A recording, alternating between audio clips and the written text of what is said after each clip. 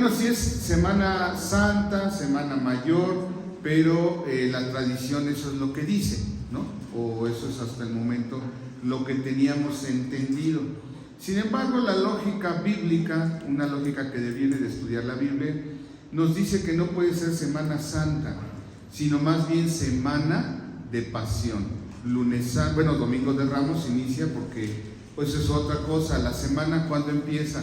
El domingo, no empieza el lunes. Entonces empieza el domingo y sucesivamente se van dando acontecimientos que, conforme a la Biblia, la tradición, ojo, subrayo eso, la tradición nos va diciendo que pasaron, que sucedieron. Sí sucedieron, pero no exactamente en una semana, sino que primero fue una semana de pasión, por decirlo así, porque recordamos la muerte y resurrección de Jesucristo y su ministerio que hizo a lo largo de 3 años, no de una semana. Por eso es que ustedes pueden ver que luego hay confusión, hay errores que dicen, bueno, el lunes que hizo y el martes no nos va a dar, porque la Biblia no está escrita así.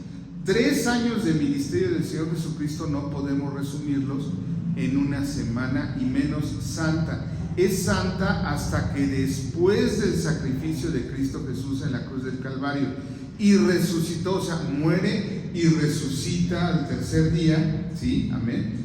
Entonces ya es santificada la siguiente semana, ¿sí? Nosotros, ¿por qué somos santos? Porque el Señor nos apartó, eso es lo que significa literalmente santo, apartado para Dios. Por eso cuando una guitarra, estos instrumentos son santos. ¡Ay! ¿Hace milagros? ¿Les ponemos veladoras? No, son santos porque los hemos apartado para el servicio de Dios. Igualmente nosotros somos los santos. A mí me gusta, y yo no entendía de niño que había esa melodía de Jazz Dixieland de Nueva Orleans, la marcha de los santos. ¿No se la saben? No. Los santos van, es una alabanza. Los santos van marchando ya, y habla de que los santos, o sea, nosotros como hijos de Dios, como cristianos, vamos marchando a la gloria de nuestro Señor Jesucristo. A partir de que conocemos del Señor Jesús, somos santos, apartados para Dios, para anunciar el Evangelio, para dar testimonio con nuestra vida. Amén. Entonces ahí vamos, ¿no? Entonces, una semana no basta, conforme dice la tradición. Ahora, ¿de dónde sale la Semana Santa? Porque es la conciliación entre 2 calendarios. El calendario gregoriano que vamos llevando en nuestros días, que tampoco son 2024 años después de Cristo, tampoco. Esto se le ocurrió a Gregorio Papa, y entonces ustedes se fijan, está mezclado porque es un calendario solar. Se va siguiendo el movimiento del sol, y entonces hay meses, por eso se llama enero. Enero es el primer mes de nuestro calendario, repito, gregoriano romano. ¿Por qué? En honor a Jano, el dios de los principios, que no sabían cómo iba a ser el año. Entonces era un dios, había de las primeras monedas que se hicieron en el Imperio Romano, tenía la figura de Jano, y del otro lado tenía una figura de la naturaleza, un árbol que estaba dando frutos, porque es el dios de los principios. Tampoco empezaba en enero como nosotros, sino empezaba más o menos por cuando empieza la primavera, porque en Europa ya ven que el frío, si es bueno, hace nevada. Entonces el principio era enero. Febrero en honor a Febo o Apolo. Entonces vemos que es un calendario realmente romano e inexacto, porque por dedazo, por decreto de Gregorio Papa, dijo: a partir de hoy, ya más o menos calcúlale, nació Jesucristo, y entonces dijo a partir de tal fecha, y es una fecha pues que ya se ha ido celebrando, y ya llevamos el calendario desde hace más allá de 500 años, llevamos este calendario, ¿no? Entonces es inexacto y concilia con el calendario judío, que es totalmente opuesto. El calendario judío también es arbitrario, porque el judío empieza a contar a partir de que salió el pueblo de Israel de Egipto, ¿sí? Entonces ellos van como en el año 5000 y fracción de año. Desde que Moisés sacó, bueno, el Señor a través de Moisés saca al pueblo de Israel de Egipto. Y la diferencia se logra porque es un calendario lunar. No se sigue el movimiento del sol, se sigue el calendario lunar. Todo esto para que se cumpla la escritura que dice en Génesis 1 que el Señor puso la lumbrera mayor, la lumbrera menor, las estrellas, para que sirvieran de señales, ¿sí?, para nosotros, para los hombres. Dios no está sujeto a ese tiempo. Amén. Entonces, por eso, como son calendarios hechos por hombres, son inexactos. De hecho, este año por eso es bisiesto. ¿Qué significa? Que en el mes de febrero se le aumenta un día porque estamos desfasados. Por horas, cada año se desfasa. Y entonces por eso ven que dice, ay, ahora se adelantaron las lluvias, se atrasaron las lluvias. No, digo, independientemente del cambio climático y todo eso, ¿no? Pero de por sí que el calendario es inexacto. Es más exacto el calendario judío. Entonces, una conciliación entre el calendario gregoriano y el calendario judío nos da una semana mayor, una semana de pasión, una semana donde recordamos el padecimiento de nuestro Señor Jesucristo, que a veces cae en marzo, a veces en abril, a veces muy temprano en marzo. Entonces, este año cayó una semana, la última semana del mes de marzo, pero por eso no siempre cae en el mismo época del calendario gregoriano. Amén. Entonces todo eso pues es inexacto, pero bueno, ¿hay algo rescatable de toda esta tradición? Sí, los corazones se vuelven sensibles ante una época en que nos están diciendo, en que estamos recordando. De hecho, 40 días antes, porque se supone que son los 40 días que estuvo el Señor Jesucristo en el desierto, 40 días, 40 noches, y por eso nosotros, o algunos grupos cristianos, celebran la Cuaresma, que son 40 días antes de entrar el domingo, que hoy entramos en la semana mayor, en la semana de pasión, ¿ok? Entonces, todo esto, ¿por qué? Pues tiene una razón de ser, porque el día de hoy, entonces en el entendido que no nos va a dar, no se preocupe si, bueno, eso fue el domingo y a poco a la semana, no, fue después de 3 años. Entonces, vamos a entender esto, porque cuando vamos a leer esta parte, nos vamos a ubicar en el contexto lineal histórico bíblico. Acababa de suceder en el capítulo anterior de Juan, que por cierto también vamos a interrumpir nuestros estudios que íbamos dando del Evangelio de Juan, pero nomás lo vamos a adelantar.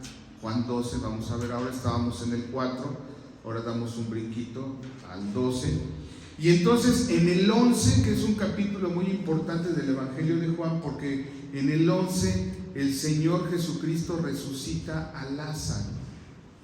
Y lo resucita impactantemente porque ya tenía 3 días ya estaba sepultado. Entonces ya hasta hiede, le decía uno de sus hermanas a Jesús, ¿no? Pero el Señor, a propósito, con toda intención, dejó pasar el tiempo, porque le reclama a una de las hermanas de Lázaro: ay, Señor, si hubieras estado, mi hermano no se hubiera muerto. Dicen, ¿no? ¿Crees que yo soy la resurrección y la vida? Sí, Señor. Es un capítulo muy importante que lo vamos a dejar para cuando nos corresponda. Pero el día de hoy quiero venir porque ese milagro que Jesús hace, imagínense, pues fue impactante. Si a ti te impacta cuando eres sanado por el Señor, imagínate un resucitado después de 3 días de fallecido. Ya estaba sepultado y le dice: Lázaro, levántate. Entonces había un gran impacto, había una gran impresión, porque ya la samaritana había dado, ¿te acuerdas? Hace una semana vimos el 4, la samaritana había hecho lo propio con los samaritanos, que eran 10 tribus originalmente, de las que se separan del reino de Israel, se van hacia el norte, a Samaria. Y entonces, ahora sí que el Señor empieza a hacer la justicia, empieza a hacer la salvación con los hermanos separados, que son los samaritanos. Entonces, dice que por el testimonio de la misma mujer samaritana, le dijo a todos, dijo no, y entonces creyeron en Jesucristo primero los samaritanos que muchos judíos que estaban en Jerusalén. Cuando el Señor Jesucristo, después de todo eso, resucita a Lázaro y entonces viene a Jerusalén una vez más, dice, ahora sí vamos a entrar en materia, Juan capítulo 12, versículo 12. Al siguiente día, ¿cuál es el siguiente día? De que resucita a Lázaro. Grandes multitudes, o sea, no un grupito, no unos poquitos, no, grandes multitudes que habían venido a la fiesta, al oír que Jesús venía a Jerusalén, Juan 12:12, empezaron a tomar ramas de palmera, salieron a recibirle, ¿y qué hacían? Clamaban, Hosana, bendito el que viene en el nombre del Señor, y luego, ojo, el Rey de Israel. Mucho cuidado con ese apunte que vamos a hacer ahorita. Vamos a desglosar el versículo 13. Hosana, ¿qué significa Hosana? Sálvame o sálvanos, ¿no? Y le estaban pidiendo, bendito, o sea, le pedían al Señor Jesús, ¿no? Bendito el que viene en el nombre del Señor. ¿Cuál Señor? ¿Vale? ¿Seguros? ¿Sí? Porque aquí aclara, el Rey de Israel. ¿Sí? Lógico, ¿verdad? No, pues fíjense que no. Y ahorita lo vamos a ver. Halló Jesús un asnillo y montó sobre él, como está escrito. Todo esto para que la escritura se cumpliese. Juan, al igual que Pedro, al igual que Mateo, eran gente que conocía muy bien sus tradiciones, las profecías, que en ese momento pues no entendían. Pero entonces, para que se cumpla la escritura, dice, halló Jesús un asnillo y montó sobre él, como está escrito, no temas, hija de Sión, he aquí tu rey viene montado sobre un pollino de asna. Ahí sí está viendo cuál es tu rey. Ahí hay una diferencia. El Rey de Israel y cuál es mi rey. Porque yo no soy israelita, entonces ya no me salvé. Cuidado con lo que estamos leyendo. Nosotros leemos la Biblia desde una perspectiva de lo que ya, del bagaje cultural, intelectual que ya conocemos. Y luego por eso no se nos quita algunas situaciones que traemos. Porque dice, obviamente el Señor cumple la escritura, sí cumple la escritura. Otro, por ejemplo, otra creencia que hay, es que el Señor es humilde. No, al contrario, todo lo contrario, el Señor entró majestuosamente, digno de un rey de reyes. ¿Por qué? Porque para la cultura judía ellos no montaban a caballo. Déjeme desilusionarlo, pero si usted pensaba, y esas historias de las otras tradiciones de otros hermanos que se dicen, no hermanos, sino pues ni primos, sino amigos que se dicen cristianos, que los apóstoles, hay una leyenda de Santiago apóstol en caballo, y hasta hay una peregrinación a caballo, que eso es una mentira. ¿Por qué? Porque para el pueblo judío no hay un salmo que dice, ellos confían en caballos y carros, pero nosotros confiamos en el Rey de Israel, en el Señor. Amén. Entonces, de hecho, el rey David no tuvo caballos. El pecado de Salomón fue haber comprado caballos y tener caballerizas. Entonces, ¿cómo iba a entrar el Señor en un corcel brioso, árabe, de ascendencia egipcia? Porque los caballos árabes vienen de los caballos egipcios. La cultura egipcia tampoco montaban en caballos. ¿Sí sabían eso? Eran tan briosos esos caballos que solamente no los podían montar, tenían que ponerles el carro que pesara para que entonces así medio controlar. Pero el egipcio tampoco montaba a caballo. Los que empezaron a montar a caballo fueron los hititas, es decir, la familia de Urías, el guardaespaldas de David que mató, y su esposa era Betsabé. El pueblo de los hititas eran los que montaban a caballo, los únicos que pudieron domesticar al caballo para poder utilizarlo en la guerra. Pero los judíos o los hebreos o los israelitas en su cultura, por eso si ustedes por ahí, aunque me diga el hermano que no, pues que usted no le entendemos si hay, dice que veamos o no veamos las películas, véanlas, pero siempre analizando con la escritura. Si usted ve la película de La Pasión de Mel Gibson, digo, haciendo referencia, observe en qué van montados los fariseos. ¿Sí la vieron? Los que no la vieron, pues traten, está acá en YouTube o algo así, creo, consíganla para que vean y analicen con la Biblia. Eso me gustaría, véanla pero con un ojo crítico, y van a ver cómo los fariseos van montados en asnos, en burros, que además es una raza que creo que ya se extinguió, pero es una raza muy especial de allá de Palestina, de Medio Oriente, ese tipo de burrito. Por eso dice asnillo o pollino, dice en otra versión del Evangelio. No es el burro común y corriente que trajeron los españoles a América. ¿Ok? Ahí vamos.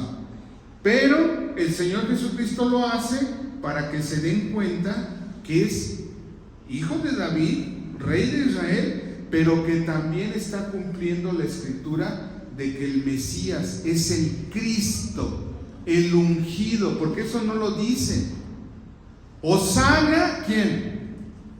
¿Qué gritaban? Hosana, ¿quién? Bendito el que ¿qué?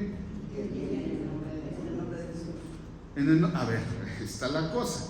A ver, vamos a leerlo otra vez, porque por eso luego no nos salen las cuentas. Verso 13 del capítulo 12. Tomaron ramas de palmera y salieron a recibirle. Primero, ¿por qué tomaban ramas de palmera? Pero ¿por qué ramas de palmera y por qué no tendían sus mantos? ¿Por qué no con otra cosa? ¿Por qué no ramas de olivo? ¿Por qué de palmera? Ahí ya hay un sincretismo, porque así como los romanos ponían hojas de laurel, de hecho el himno nacional por eso dice: "Oh ciñe, oh patria, tus sienes de oliva", ¿sí? Y aquí la palmera no es un árbol de aceitunas, de olivo, pero ya ellos traían la mezcla de los romanos porque era símbolo de victoria. ¿Qué le ponían en las olimpiadas de los griegos y de los romanos? ¿Qué les ponían a los campeones? Corona de olivo. Pero aquí eran palmas, ¿no? Entonces ya había un sincretismo para reconocerlo rey. Pero ojo, porque quiero que reflexionemos en todo esto, porque le están pidiendo a Jesús, el hombre, al hijo de un rey. Y efectivamente era, o sea, no estaban mintiendo, pero era un descendiente de David. ¿Quién fue David para el pueblo de Israel? El caudillo más grande que ha existido, ¿no? Porque él mata a Goliat y defiende de los filisteos y los truena, y empieza el esplendor y a hacer batallas, y los gabaonitas y los amonitas, y entonces es cuando empieza a consolidarse el reino. Pero es, a fin de cuentas, claro, Dios utilizaba a David, pero ojo, el Espíritu Santo cuando entraba en David, ganaban las batallas, iba todo bien, pero el Espíritu Santo todavía no venía a morar en los corazones de los hombres. Entonces por eso David, con todo y esa certeza que hacía las cosas, se llegaba a equivocar, y muy feo, como cuando se metió con la esposa de Urías Eteo. Porque entonces, por eso dice un salmo: no apartes de mí tu Santo Espíritu, ¿sí?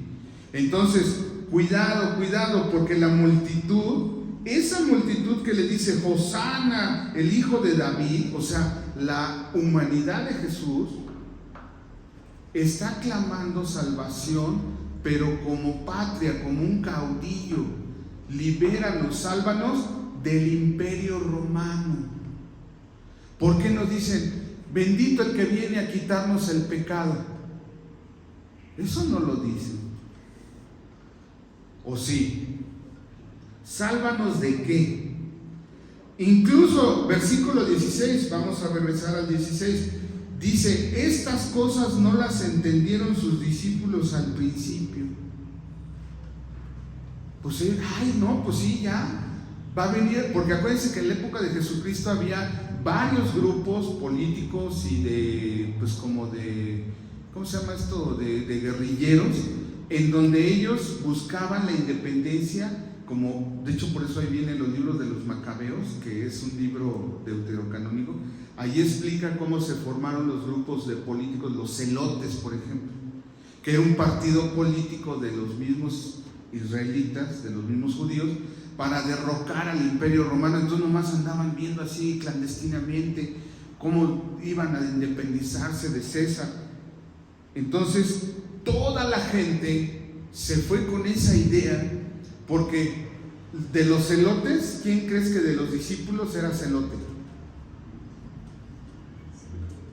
¿Quién? Judas. Judas por eso pues nomás se hacía el loco y tenía la administración, el alfolí, o como dijéramos, era el tesorero, pero no estaba de acuerdo a veces con lo que Jesús decía. Porque él quería agarrar las armas y, bueno, cuando Pedro incluso lo van a arrestar, más adelante lo vamos a ver, va a arrestar el sumo sacerdote, manda a los soldados para arrestar a Jesús en el monte de los Olivos. ¿Y qué hace Pedro? Saca la espada y le dice, a mi Señor, no, y sale, corta la oreja a Malco. Así dice la Escritura. Entonces, ¿qué le dice el Señor Jesucristo? Guarda tu espada, Pedro, porque no es con espada, es con el Espíritu Santo, con amor. Por eso los cristianos debemos ser anti-revolucionarios, porque no es con violencia, no es con un ejército ni con espada, más con tu Santo Espíritu. Amén. Fíjense nomás todo lo que están aprendiendo. Entonces, los mismos discípulos no entendían, pero cuando Jesús fue glorificado, ¿cuándo fue glorificado el Señor Jesucristo?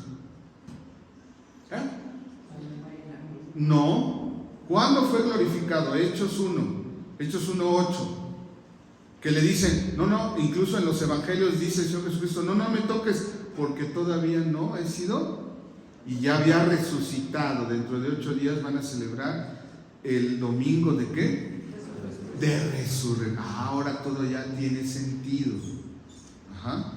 Entonces le dice el Señor Jesucristo a las mujeres, no me toquen todavía porque no estoy glorificado. Viene siendo glorificado después en Hechos 1:8, cuando dice, y me seréis testigos en Jerusalén, en Cesarea y hasta lo último de la tierra. ¿Sí? Entonces ahí entendieron. ¿Por qué entendieron? Porque después en el capítulo 2 de Hechos viene el Espíritu Santo. Amén. Y se manifiesta en cada uno de los discípulos. Y entonces ahora sí, mora, conforme a la promesa de Jesús, mora el Espíritu Santo en los corazones. Entonces se acordaron de que estas cosas estaban escritas acerca de Él y de que se las habían hecho. O sea, se dan cuenta y empiezan, no solamente esta parte de la Escritura, sino muchas otras cosas y milagros y obras y cosas que decía el Señor Jesucristo, que dicen, sí es cierto. Y Mateo, por ejemplo, por eso dice, y hizo Jesucristo esta situación porque escrito estaba por el profeta. E hizo esta situación porque en el profeta había dicho esto y se cumplía la profecía. Así que, queridos hermanos, ¿cómo es posible que esta multitud que gritaba, Hosana, el hijo de David, sálvanos, hijo de David, rey de Israel, pasado el tiempo, no una semana, sino pasado, pues no sé cuánto tiempo pasaría después, pero después va a decir, crucifícale, son los mismos? Esto nos lleva a la reflexión, queridos hermanos. Cuando estás enfermo y le dices, Hosana, Señor Jesucristo, Cordero de Dios que quita el pecado del mundo, y el Señor te sana. pero después se te olvida y ya no vienes a la iglesia. ¿Para qué? No tengo tiempo, tengo que cuidar a mis nietos. Entonces, una vez más viene la enfermedad, y como a Pedro, ¿verdad? El Señor le dice: Satanás me ha dicho que que te dejes zarandear un poquito, ¿verdad? Como a Pedro. Pero ten paciencia, Pedro, porque yo he rogado por ti a mi Padre. Mucha reflexión, queridos hermanos. ¿Es tiempo de reflexión? Sí. Eso es lo rescatable de la tradición. ¿Es Domingo de Ramos? Sí. ¿Y qué vamos a hacer? Pues, no, el hermano Lucero pues no nos pidió los ramos, hubiéramos venido de blanco y cada niño con su palmerita y ahí hubiéramos entrado procesional, y que se hacen muchas cosas, pero a veces las hacemos, bueno, en San Pablo se hacía, pero no sabemos lo que estamos haciendo. Seguimos gritando: Hosana, hijo de David. Ahora el Señor nos sugiere: completa la obra de mi Padre, completa la obra que yo expié por ti. Y todo eso, ¿por qué? Para llevarte a reflexionar: ¿en qué Jesucristo crees? ¿Qué es Cristo para ti? ¿Mi sanador? Pues sí, pero eso... Entonces nomás hay gente que piensa en un Jesús histórico, porque aquí en el 17 dice: y daba testimonio la gente. ¿Qué repetía la gente? La gente no decía: se está cumpliendo la profecía. La gente no decía: vienen a perdonarnos nuestros pecados, o como dijo el Señor cuando nos enseñó a orar: venga a nos tu reino. Eso no decía la gente. La gente, ¿qué crees que decía? Versículo 17: daba testimonio la gente que estaba con él cuando llamó a Lázaro del sepulcro y le resucitó de los muertos. Ay, queridos hermanos, no, cuando venía el hermano fulanito, ese sí tenía unción, bien cantidad de milagros que se hacían, la gente sanaba. Seguimos gritando: Hosana, el hijo de David, y no el hijo de Dios. No, es que ahí sí es buena doctrina porque ahí hacen milagros. Sí. Sacaron demonio, ahí vimos cómo salió. ¿En qué Jesús creemos? ¿El Jesús histórico? Porque hay evidencia arqueológica, antropológica, histórica de que Jesús vino a la tierra y de que ahí está y que su tumba está vacía. Sí, se puede comprobar arqueológicamente, antropológicamente, científicamente. No crean eso de que el santo sudario, eso es mentira, queridos hermanos. Hubo una época en que los hermanos, pues a lo mejor con una fe muy sincera, pero igual desviaron su mente, y por eso tuvo que venir la Reforma en el siglo XVI. Tengo una astilla de la cruz de Cristo. ¿Y eso qué? Si no tienes el Espíritu Santo en tu vida, estás perdido. Aunque tengas una Biblia de esas que hizo Gutenberg, de las primeras, ¿de qué te sirve tener la Biblia Gutenberg? Así se le llama a la primera, porque el primer libro que se escribió en la imprenta, que se imprimió, valga la redundancia, fue la Biblia, ¿no? ¿Y de qué te sirve si no está Cristo en tu corazón, si no está el Espíritu contigo que te esté diciendo, llevando de la mano, renglón por renglón? Hoy por eso el Señor nos está diciendo: ¿tú qué gritas el día de hoy? ¿Hosana, el hijo de David? ¿O Hosana, Señor Jesucristo, el Cristo? Que además Cristo, bueno, es en griego, pero es el Mesías, el ungido de Dios. ¿A quién le estamos pidiendo? Muchos creen que es una estatua, que tan inútil es la estatua que hay que llevarla cargando porque no puede caminar por sí sola.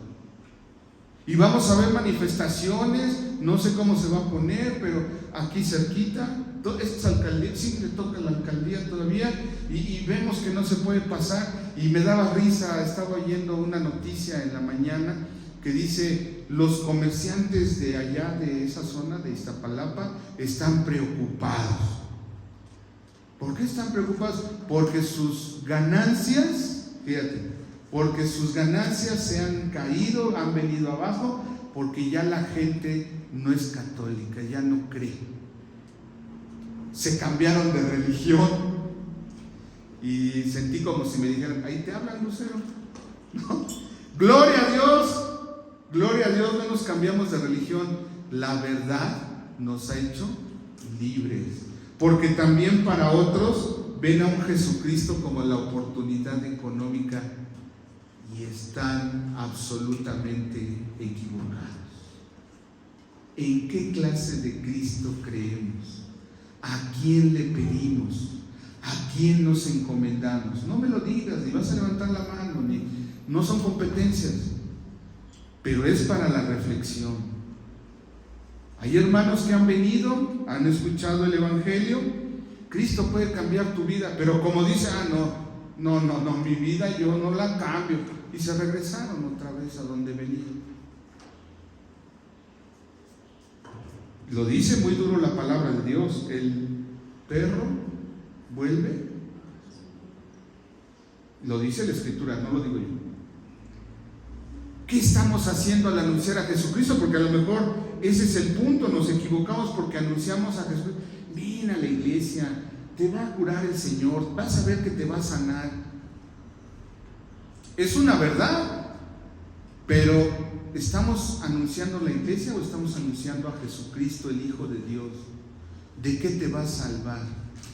La necesidad más grande que tiene el ser humano es de salvar su alma, de recibir al Señor Jesucristo en su corazón para nacer de nuevo. Así que, queridos hermanos, tengamos cuidado. Hoy, en este domingo de Ramos, en este domingo de aclamación al Señor Jesucristo, tenemos que adorar al Dios de la vida, al Dios de amor y a su Hijo Jesucristo. No es ningún genio de la lámpara maravillosa que tenga obligación de darnos la salud, de darnos el empleo, de darnos... A veces confundimos y parece que es el Señor de los deseos, de las complacencias. ¿Qué dice el Padre nuestro? Vénganos tu reino, que Él reine en nosotros. ¿Y qué? ¿Hágase qué? No la mía. Y si su voluntad, como en el caso de Job, es que Satanás te zarandee tantito, como en el caso de Pedro, dice Job que recibiremos lo bueno del Señor y lo malo no, porque luego a veces damos esa, ¿cómo se dice?, argumento barato de Dios no hizo el mal, ya habrá tiempo de estudiar. Y por eso tenemos que estudiar y conocer la Escritura, porque ¿a qué Cristo estamos anunciando? No, ven acá, ven a Cristo y tus problemas, va a ser una vida color de rosa. Claro que Jesucristo puede enderezar nuestra vida, pero no siempre es color de rosa.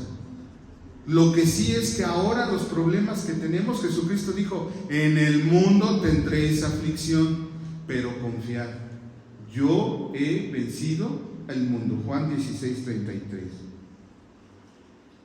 Dice el verso 18: por lo cual también había venido la gente a recibirle, pues porque Él sí es milagroso, porque con Él sí todo es bueno, porque había oído que Él había hecho esta señal. ¿Cuál señal? De resucitar a Lázaro.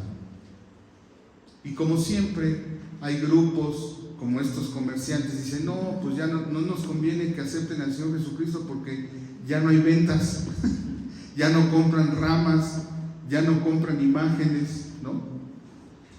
Porque dice, como buen fariseos, dicen: ya veis que no conseguís nada, mirad, el mundo se va tras Él, porque de tal manera amó Dios ¿a quién? Al mundo, para que todo aquel que en Él cree no se pierda, mas tenga vida eterna. Amén. ¿Cómo clamamos al Señor Jesucristo? Tenemos que clamar. Hoy el Señor nos dice: no seamos fariseos, prediquemos a Cristo Jesús como el unigénito. ¿Qué significa unigénito? Único en su género, porque Jesucristo es 100% hombre, pero 100% Dios. Claro que tuvo más hermanos, pero María tuvo más hijos. Si no creyó, por eso el Señor dice: mi familia y mis hermanos, y mi mamá y mis hermanos son los que hacen la voluntad de Dios. Porque, ojo, ¿no? O sea, no se dice, pero inclusive hubo hermanos carnales de Jesús que fueron salvos y que fueron sus discípulos, fueron sus apóstoles. Santiago es uno de ellos. Jacobo. Santiago significa la contracción de Santo Apóstol Jacobo en italiano. Entonces, para no decir Santo Apóstol Jacobo, le distinguen Santiago, porque había dos Jacobos. Y el que escribió el libro, por eso en inglés se dice James, es Jacobo, no es Jaime, es Jacobo. Entonces ese Jacobo era hermano carnal del Señor. ¿Y qué decir de Judas? El Tadeo, porque había dos Judas también. Iscariote, que es el que lo vende, el que era celote, que esperaba en Jesucristo un caudillo, un guerrillero, que le dijera: tomen las armas, porque inclusive en una declaración que hace el Señor Jesucristo dice: tomen su espada. Y entonces dice Pedro: aquí tengo 2 espadas, ¿te doy una, Señor? No, Pedro, así, ay, no entiende este muchacho. Entonces había familiares del Señor, pero no todos eran parientes y familia del Señor Jesucristo, porque no es del que quiere ni del que corre, sino de quien Dios tiene misericordia. Si hoy en esta mañana Dios ha tenido misericordia de ti, y yo estoy seguro, puedo dar fe de que sí, de que eres hijo de Dios, da testimonio de quien vive en tu corazón. Alégrate, y entonces sí, alaben al Hijo de Dios, al unigénito, al Cordero de Dios que quita el pecado del mundo, segunda persona de la Trinidad, consustancial al Padre y al Espíritu Santo. Ese es el Cristo en el que yo creo, ese es el Cristo al que yo tengo que anunciar. Ciertamente del linaje humano era hijo de David, pero Jesucristo es algo más que el hijo de un rey de la tierra. Jesucristo es el Rey de reyes y Señor de señores. A Él le debemos de dar la gloria y la honra, porque eso sucede. El Señor tiene que trabajar en nuestra vida. Dice que Jesús le respondió diciendo: ha llegado la hora para que el Hijo del Hombre sea glorificado.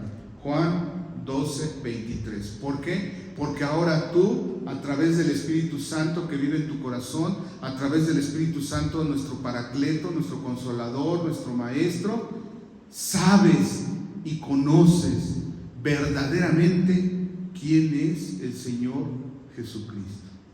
Entonces, no te cometas ese error de adorar, ensalzar, glorificar el nombre de Jesucristo por lo que te da. Ese es un error. No alabemos al Señor por lo que me da. Te adoro, Señor, como el fariseo, ¿no? Gracias, Señor, porque no me hiciste ni perro ni mujer, sino soy fariseo y conozco la ley, soy judío, circuncidado al 8º día. No.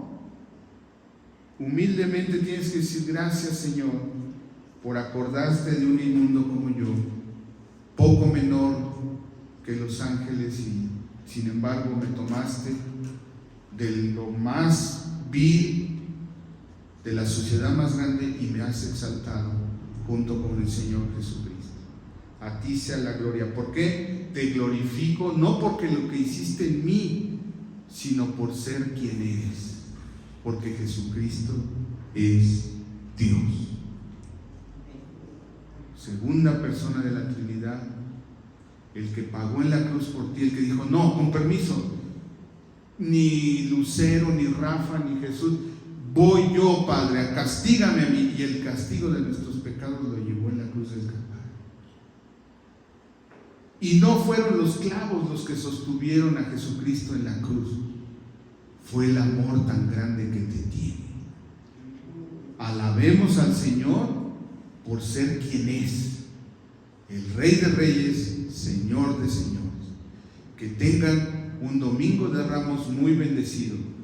Glorifiquemos al Señor Jesucristo y digamos: Hosana, Hosana, sálvanos, sálvanos, Hijo de David, pero Hijo de Dios, Cordero de Dios que quita el pecado del mundo. Sálvanos, Señor, salva a mi familia, salva a mis hijos, salva a mis compañeros de trabajo, salva a más gente que pueda llegar a la iglesia, amor de Dios, para que conozcan la verdad sobre ti y no después se queden frustrados, porque las expectativas que tenía el pueblo va a hacer que después de tiempo le va a gritar a Poncio Pilato: crucifícalo.